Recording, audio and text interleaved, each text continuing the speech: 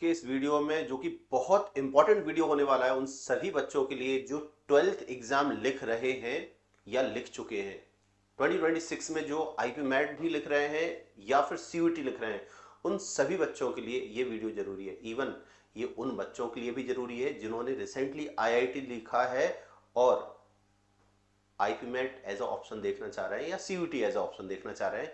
This video is for all such students. So आज basic comparison है CUT का और आईपी मैट का कि इन दोनों में लेवल ऑफ डिफिकल्टी हो गई या सिलेबस हो गया या इनका जो एक माइंडसेट होता है कि हम किस तरह से करें, या ओवरऑल कोर्सेज एंड इनसे मिलने वाले प्लेसमेंट्स की बात। ठीक है, तो इन सभी मुद्दों पे हम आज इस वीडियो में बात करने वाले हैं। स्टार्ट करते हैं आईपी मैट एंड सीयूटी का कंपैरिजन। आई होप आपने नाम तो सुना होगा। आगे बढ़ते हैं। सबसे पहले यहां पर देखेंगे कि दोनों का अपना अपना एक अलग अप्रोच है, अलग पर्पसेस हैं, जो कि कहीं ना कहीं लास्ट में कॉमन हो जाते हैं। तो एक एक करके हम उन दोनों को समझेंगे कि पूरा जो मुद्दा है academic excellence versus management leadership का चल रहा है ना। तो इनको आगे बढ़ाते हैं वीडियो में और समझते हैं कि एग्जाम ऑब्जेक्टिव्स क्या क्या हैं। जैसे सीयूटी की बात करें तो यहां पर सीयूटी का मतलब होता है कॉमन यूनिवर्सिटी एंट्रेंस टेस्ट, जो कि यूजी भी होता है, हालांकि पीजी भी होता है जो बच्चे ग्रेजुएशन की बात करते हैं, बट आफ्टर 12th बच्चों के लिए है CUET UG, under graduate CUET. ठीक है ना। ये 45 प्लस जो सेंट्रल यूनिवर्सिटीज हैं, just like BHU Banaras Hindu University हो गया, जवाहरलाल नेहरू यूनिवर्सिटी हो गया, इस तरह से जो 45 प्लस यूनिवर्सिटीज हैं उनमें एडमिशन के लिए ये टेस्ट होता है। अब आप किसी भी बैकग्राउंड के बच्चे हो, चाहे आप साइंस बैकग्राउंड हो, चाहे आप ह्यूमैनिटीज हो, चाहे आप कॉमर्स बैकग्राउंड हो, आप किसी भी बैकग्राउंड के बच्चे हो, आप सभी के लिए सीयूईटी एक वरदान एग्जाम होता है, एक स्ट्रॉन्ग बैकअप एग्जाम होता है, एक इजी एग्जाम है। अगर हम कंपेयर करें तो ये काफी इजी हो जाता है।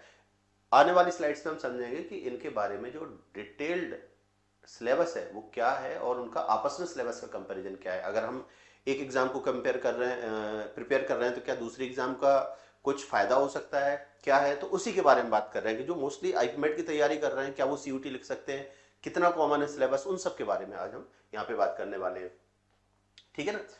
सो यहाँ पे आईपीमेट की बात कर रहे हैं तो tailored for the 5 year integrated programme in management, है ना, एट इलेट आईआईएम्स, जो टॉप नॉच आईआईएम्स हैं। 8 to 10 आईआईएम्स अभी प्रेजेंट में कंट्री में हमारे जो हैं वो आईपीमेट करा रहे हैं, इंटीग्रेटेड प्रोग्राम इन मैनेजमेंट करा रहे हैं आफ्टर 12th। और ये बहुत बहुत टॉप नॉच का कोर्स होता है, महंगा होता है बट बहुत अच्छा होता है। सीयूटी में कई सारे ऐसे हैं जो बहुत सस्ते, जैसे दिल्ली यूनिवर्सिटी हो गया, मतलब पैसे के नाम पे कुछ नहीं है लेकिन कोर्स बहुत ज़बरदस्त है दिल्ली यूनिवर्सिटीज़ के, है ना, पीएचयू के, जवाहरलाल नेहरू यूनिवर्सिटी के। तो ये सब चीज़ें हैं। अब यहाँ पे क्या क्या आ रहा है, यहाँ पर जनरली जो फोकस रहता है वो आपके हाई लेवल एप्टीट्यूड पे रहता है, लॉजिकल रीजनिंग पे रहता है, ठीक है ना, वर्बल एबिलिटी पे रहता है। तो आगे सिलेबस के बारे में हम बात करें उससे पहले कि यहाँ पे कंपटीशन कितना टफ है। कंपटीशन में जनरली यहाँ पर देखा जाएगा एस्पिरेंट्स बहुत ज़्यादा है, 1.5 मिलियन, है ना, मतलब अपने आप में बहुत होता है यार। ठीक है, बहुत होता है, लेकिन ऐसा नहीं है। सीयूटी में अगर इतने एस्पिरेंट्स हैं तो सीट भी बहुत ज़्यादा है, भर के सीट्स हैं, तो कंपटीशन इतना ज़्यादा नहीं है। एस्पिरेंट्स जितने ज़्यादा हैं, कॉलेजेस भी उतने ज़्यादा हैं, सीट्स भी उतनी ज़्यादा हैं। तो जो एक सिंसियर एस्पिरेंट्स है उसको पक्के से कॉलेज यहाँ पे मिल ही जाता है। ठीक है ना। थोड़ा दिक्कत कहाँ पड़ती है, हम बात कर रहे हैं आईपीमेट एस्पिरेंट्स के लिए, है ना। सीयूटी का तो अपन ने समझ लिया। आईपीमेट के लिए लगभग ये मान के चलो 30 to 40,000 अप्रॉक्स, अपर लिमिट बोल रहा हूँ, 40,000 स्टूडेंट्स हैं जो टेस्ट लिख रहे हैं।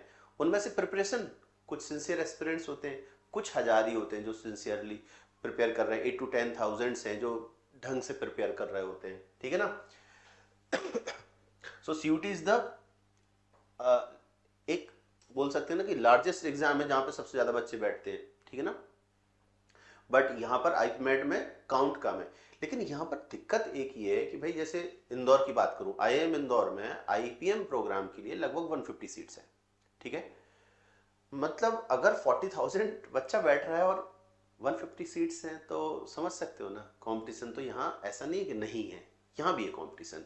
ठीक है, लेकिन फायदा क्या है कि आईपी मैट इंदौर का जो टेस्ट होता है उसके स्कोर कार्ड के बेस पर भी अप्रॉक्स 12 to 14 कॉलेजेस एडमिशन देते हैं, जिसमें कि 8 to 10 तो IIMs अकेले हैं जो आपको दे रहे हैं एडमिशन, ठीक है ना। तो कहने का मतलब क्या है, एक अच्छा ऑप्शन है, बहुत अच्छा ऑप्शन है, और सिंसियर एस्पिरेंट्स के लिए ये बहुत ज़्यादा यूजफुल चीज़ है। और एक सीक्रेट बताऊं मैं, जो बच्चे IIT की प्रिपरेशन कर रहे होते हैं ना, उनके लिए IPMET क्रैक करना कंपैरेटिवली ईजी होता है। क्यों होता है, आगे बने रहिएगा, इसमें बताता हूं मैं आगे, ठीक है ना। So this is something detail syllabus about CUET।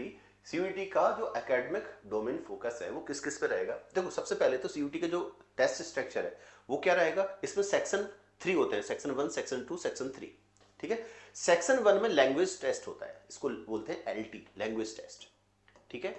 Language test में जनरली 13 लैंग्वेजेस में से आपको कोई सा भी एक या दो लैंग्वेजेस सिलेक्ट कर लो। मोस्टली बच्चा एक कर लेता है और वो भी इंग्लिश कर लेता है, ठीक है। इंग्लिश यहां से कर लिया उसने।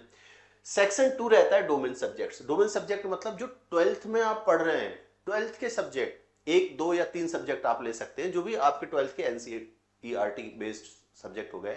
तो ये हो गया आपका डोमेन, मतलब 12th वाले सब्जेक्ट क्लियरली मेंशन है, क्लास 12th के सब्जेक्ट, 11th का भी नहीं, क्लास 12th वाली चीजें यहाँ पे पूछी जाती हैं, है ना। 11th के कॉन्सेप्ट्स और क्वेश्चन पूछ ले तो बुरा नहीं है, बट 12th पे फोकस ज्यादा रहता है उनका। पूछ सकते हैं 11th का भी, बट मोस्टली फोकस 12th पे उनका। सेक्शन 3 मतलब जनरल एप्टीट्यूड टेस्ट बोलते हैं इसको। इसमें क्या होता है, इसमें बेसिक क्वांट आता है, डिफिकल्ट नहीं होता है, बेसिक LR आता है, बेसिक करंट अफेयर्स आता है। तो इसमें 3 चीजें, करंट अफेयर्स, रीजनिंग और quant.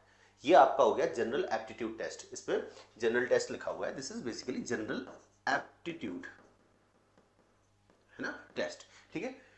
So in CUET UG 2026 a candidate can select up to 5 subjects। क्या बोला मैंने, एक तो हो गया इंग्लिश, यहां से आपके ज्यादा से ज्यादा 3 ले सकते हो आप, और यहां से हो गया आपका ये एक सब्जेक्ट, मतलब इसको GAT बोलते हैं। GAT को एज अ 1 काउंट किया जाता है, तो 1 यहां से 1 यहां से और 3 आप ले सकते हो। या ऐसा कर सकता है बच्चा, किसी ने 2 ही ले लिए, जैसे किसी को जाना है बस मैथ और फिजिक्स करना है, साइंस बैकग्राउंड में मैथ और फिजिक्स करना है, तो दो डोमेन सब्जेक्ट ले लिए, मतलब अब आप फ्री है, यहाँ पे 2 लैंग्वेज ले सकते हो आप, कोई सी भी 2, इंग्लिश हो गया या एक और अदर कुछ भी लैंग्वेज ले सकते हो। मोस्टली बच्चा एक यहाँ से लेता है, मैक्सिमम 3 यहाँ से लेता है, और एक ये हो गया, तो 5 का मैक्सिमम सेट ले सकते हो।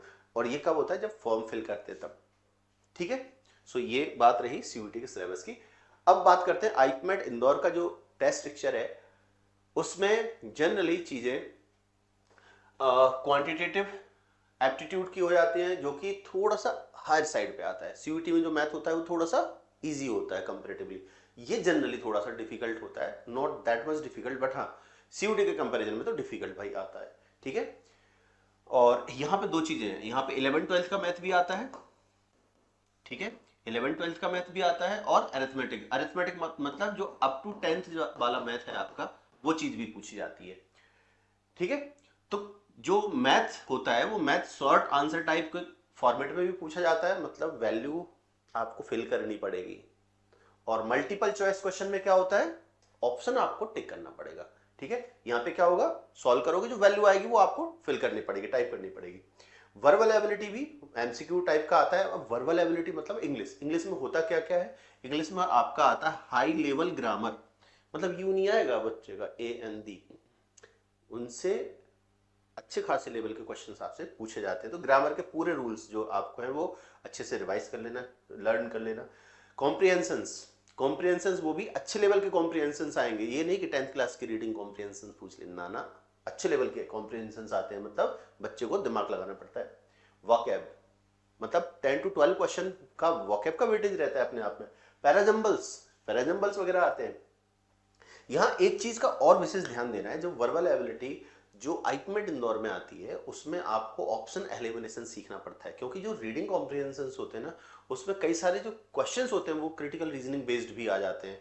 मतलब आप तभी विजेता बन पाएंगे कि आपको एलिमिनेशन आना चाहिए। So eliminating answer choice is the key in IPMET VS actions, ठीक है।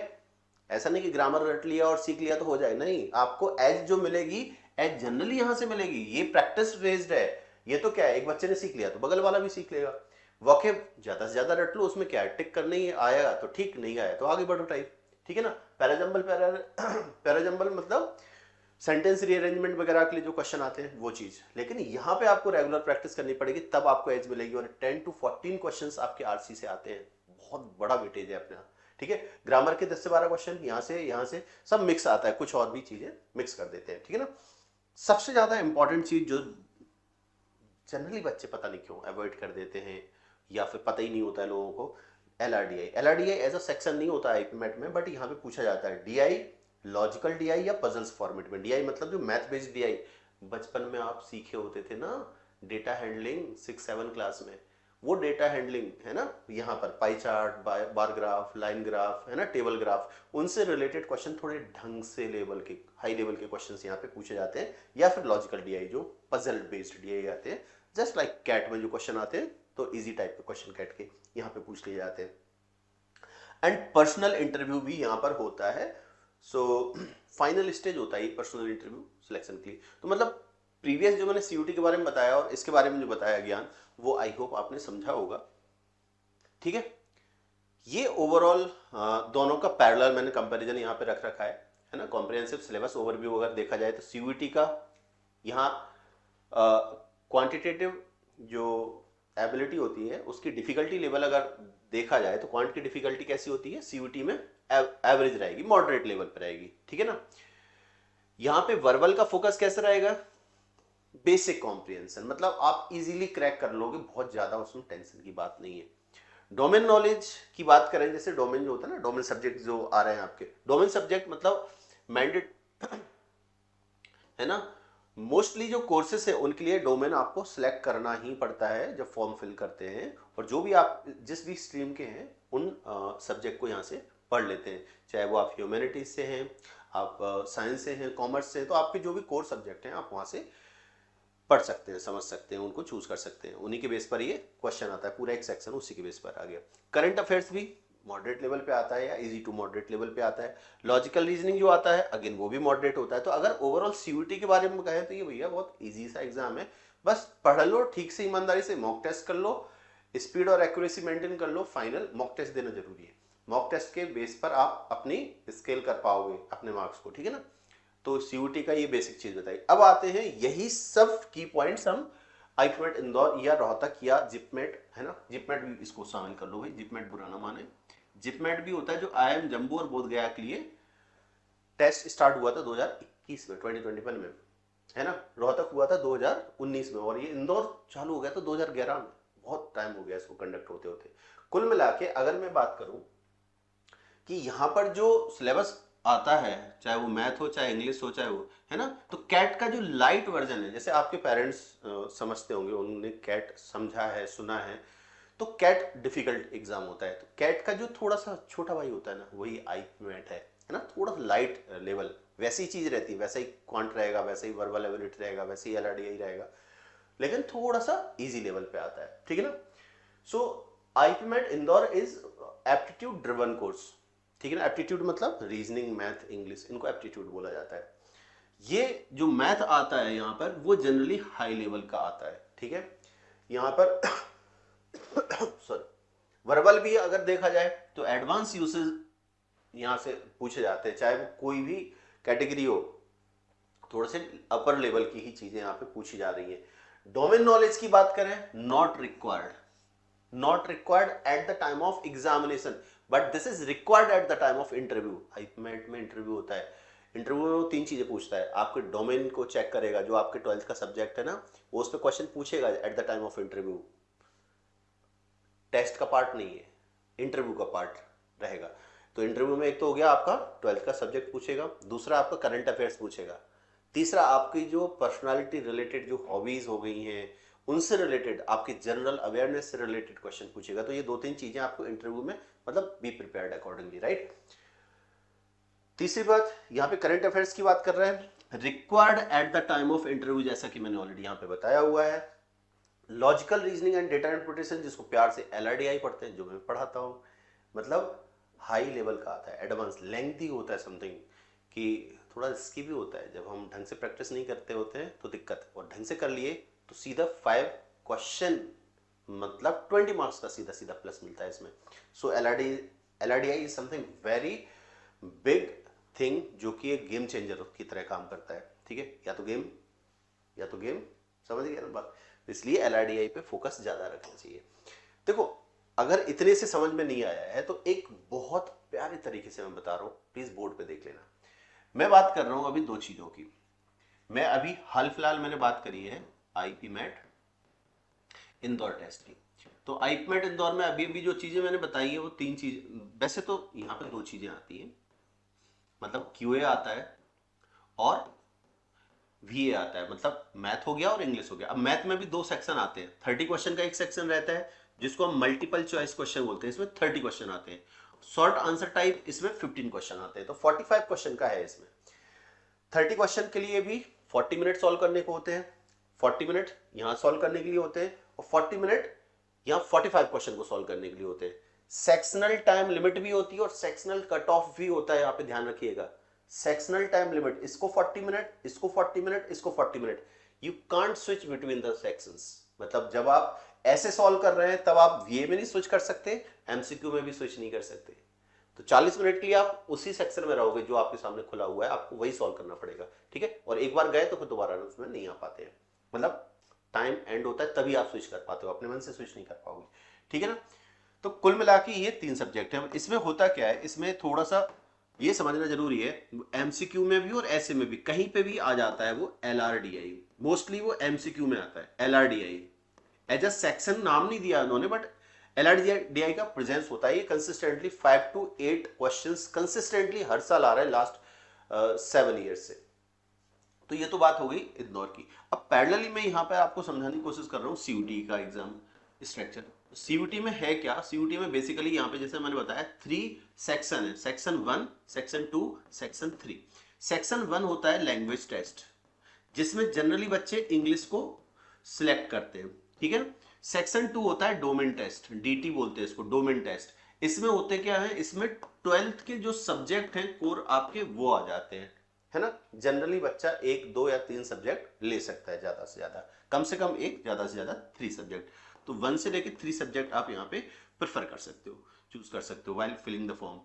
तीसरी चीज है जनरल एप्टीट्यूड टेस्ट, ठीक है। अब जनरल एप्टीट्यूड टेस्ट के फिर से 3 पार्ट हैं।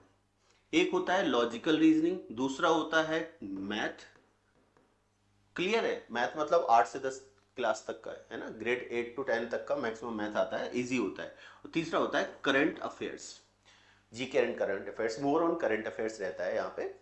तो ये 3 चीजें आती हैं। अब यहाँ पे मैं अगर आपको थोड़ा फोकस लाऊं कि यार अगर आप आईपीमेट इंदौर की तैयारी कर रहे हैं और सीयूटी लिखना है, या सीयूटी कर रहे हैं और इंदौर लिखना है, कितना डिफरेंस है। तो समझो, जिस लेवल का क्यूए मतलब मैथ आप यहाँ लर्न कर रहे हैं, ये बच्चा है उसके सामने ये ऑटोमेटिक प्रिपेयर हो जाएगा, ठीक है ना। ये सुपर सेट है मैथ के सिलेबस के मामले में, ठीक है। तो कहने का मतलब क्या है, आपका मैथ तैयार हो गया, ठीक है। दूसरी बात, अगर आप वीए की बात करें, मतलब इंग्लिश की बात कर रहे हैं, तो इंग्लिश आपका यहां तैयार है, तो जिस लेवल का यहां तैयार है ये तो ऑटोमेटिक तैयार हो जाएगा। हर सेक्शन यहाँ इजी आता है और यहाँ हर सेक्शन थोड़ा सा डिफिकल्ट साइड पे रहता है, हार्ड साइड पे रहता है, मॉडरेट टू डिफिकल्ट या डिफिकल्ट ही आता है सिलेबस में, ठीक है ना। डरा नहीं रहा हूँ, बस अवेयर कर रहा हूँ, डरना नहीं है, ठीक है ना, अवेयर कर रहा हूँ। और इसका मतलब ये नहीं है कि इजी इजी आता है तो हलवा है, बिल्कुल हलवा नहीं है भाई, पढ़ना पड़ेगा। लाखों बच्चे टेस्ट दे रहे हैं, लाखों बच्चों में से हजारों का सिलेक्शन होता है। हजारों है, मतलब ऐसा नहीं सैकड़ों है, हजारों बच्चे हैं जो सिलेक्ट होते हैं। मतलब कंपटीशन बहुत ज्यादा नहीं है एज कम्पेयर टू क्राउड। जितना बच्चा टेस्ट लिख रहा है उसी रेशियो में भीड़ सिलेक्ट होने वालों की भी अच्छी खासी रहती है। बस ये है कि भाई यहाँ पर हम थोड़ा ईमानदारी से कर लें तो चीजें हो जाती हैं। डिफिकल्ट नहीं है, कम मेहनत में ज्यादा इंपैक्ट पड़ता है। यहाँ पे आपको रगड़ना पड़ेगा, बहुत डेप्थ लेना पड़ेगा, तब आपका सिलेक्शन होता है, ठीक है ना। इंटेंस है यहाँ पर थोड़ा सा, ठीक है। अब ये जो हो गया आपका रीजनिंग, रीजनिंग यहाँ थोड़ा अलग टाइप का आ रहा है। एलआरडीआई सेट्स आते हैं जो पजल्स होते हैं, और यहाँ पे सिंगल लाइनर आता है, ठीक है ना। करंट अफेयर्स, जैसा कि मैंने बोला, करंट अफेयर्स की प्रिपरेशन आपको इंटरव्यू में यहाँ काम देगी। करंट अफेयर्स यहाँ पे मैंने आपको बताया कि भाई एज अ टेस्ट ही यहाँ पे पूछा जा रहा है। बस अलग जो जा रहा है तो वो क्या जा रहा है, आपके 12th के कोर सब्जेक्ट जो आपको सीयूटी में एज अ सेक्शन रहेगा ही रहेगा। इस पूरी कहानी में जीएटी ऑप्शनल होता है। कई सारी यूनिवर्सिटीज में जीएटी का कोई काम ही नहीं है, सिर्फ लैंग्वेज टेस्ट और डोमेन टेस्ट के बेस पे एडमिशन हो सकता है। सो ये थोड़ा सा कॉलेज टू कॉलेज डिपेंड करता है, I mean university to university depend करता है कि पर्टिकुलर कोर्स के लिए वो मेंशन करते हैं अपने फॉर्म में, अपने वेबसाइट पे कि हम इस पर्टिकुलर कोर्स के एडमिशन के लिए सिर्फ इन दोनों का ही स्कोर देखेंगे।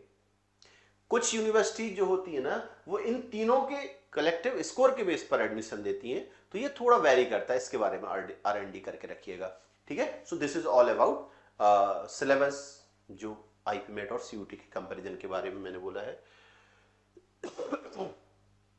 डिफिकल्टी की जैसे कि मैं बात कर रहा हूँ, सीयूटी का डोमेन जनरली मॉडरेट पे आ जाता है, ठीक है ना।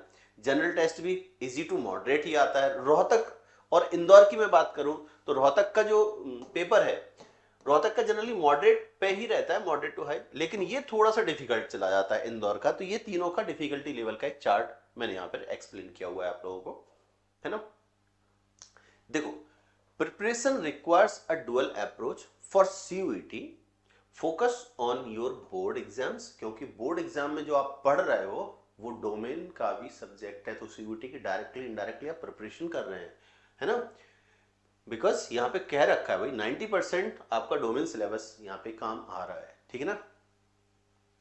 कंसिस्टेंट एनसीईआरटी, है ना, consistent NCERT revision is the की, मतलब आपको बोलते हैं ना डोमेन का थॉरो नॉलेज करना है, बहुत अच्छे से पढ़ना है, सीधी सी बात है। तो आप कहीं ना कहीं एक अच्छे से ईमानदारी से पढ़ेंगे तो मजा आएगा, लाइफ में सिलेक्शन मिलेगा तो उस दिन बहुत अच्छा लगेगा, ध्यान रखिएगा, है ना। आईपीमेट का क्या सीन है भाई? For IPMAT start early with comprehension, logical reasoning and Vedic math. Vedic math यहाँ पे इसलिए लिख दिया हुआ है, दिस इज जस्ट फॉर कि आपको स्पीड कैलकुलेशन आनी चाहिए, मतलब यहाँ पे कैलकुलेशन का भी बहुत बड़ा गेम है, क्योंकि टाइम मैनेज करना है ना, तो पहले इसको सीख लो। इनिशियली हम क्या करें, कॉम्प्रिहेंशन सीख लो, ये इनिशियल की चीजें बता रहा हूँ मैं, ये करके डालना है। लॉजिकल रीजनिंग लर्न करो, जिससे कि आपकी जनरल मेंटल एबिलिटी थोड़ा सा ठीक ठाक हो जाए, फिर चीजें इसके बाद जो ओवरऑल सिलेबस है वो कवर करने की बात रहती है, ठीक है ना। So these are some core success pillars, है ना। कॉन्सेप्चुअल क्लैरिटी, चाहे आप सीयूटी कर रहे हो चाहे आप कुछ भी कर रहे हो, ऑब्वियस है सब्जेक्ट्स की कॉन्सेप्चुअल क्लैरिटी आपको होना चाहिए, ठीक है ना। मॉक कंसिस्टेंसी, मतलब आप मॉक देंगे, मॉक एनालिसिस करेंगे, और ऐसा नहीं कि मॉक कंसिस्टेंट रहना चाहिए, आपकी जो ग्रोथ है वो कंसिस्टेंट रहनी चाहिए, मार्क्स की भी नॉलेज की भी, ठीक है ना। एंड टाइम मैनेजमेंट, ये लास्ट अपना रहेगा कि भाई इस पे जद्दोजहद रहती है, क्योंकि हमें टाइम प्रेशर को मैनेज करते हुए परफॉर्म करना है, ठीक है ना।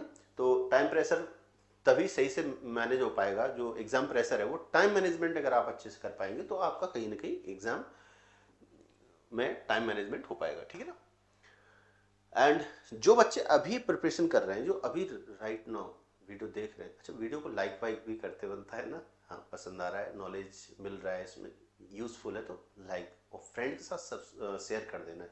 होता क्या है ना कि किसी एक शेयर करने से हो सकता है उसका भला हो जाए, है ना। आप जितना भला ले पा रहे हैं अपना, दूसरे को भी भला करने दें, ठीक है ना। तो ये एग्जाम स्ट्रेटजी थोड़ा सा कि भाई फेब मार्च अभी जो एग्जाम चल रहे हैं, मार्च में एग्जाम खत्म हो जाएंगे मिड मार्च तक, है ना।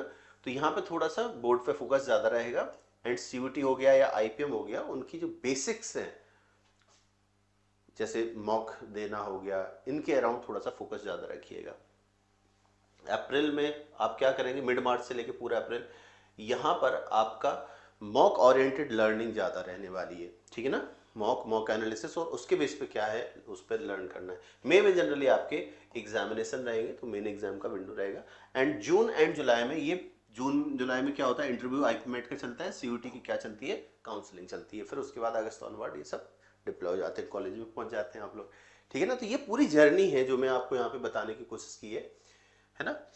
आपके लिए करेक्ट चॉइस क्या है, it depends on student to student. Comment में प्लीज लिखिएगा आपके लिए क्या बेस्ट चॉइस इन दोनों कोर्सेस में है, और कुछ और भी आपके क्वेश्चंस रह गए हों इस वीडियो में जो हम नहीं सॉल्व कर पाए हैं, बता पाए, या न्यू सुन के कई बार क्या होता है नए कुछ क्वेश्चंस हो जाते हैं, कमेंट में आप डालिएगा, आई ट्राई कि उन पे भी मैं वीडियो कुछ ना कुछ लेके आऊँ, ठीक है ना। सो बाकी इस चैनल को आप सब्सक्राइब कर ही लेना, और मैं आपका राघवेंद्र, आपका भाई, आपका मेंटर, आपका टीचर, इस वीडियो में यहीं तक इन्फॉर्मेशन दे सकता हूँ। आगे की इन्फॉर्मेशन के लिए आपको बताना पड़ेगा या बताइएगा क्या वीडियो में लेके आऊँ। सो अभी के लिए इतना ही। Thank you so much, take care, bye bye.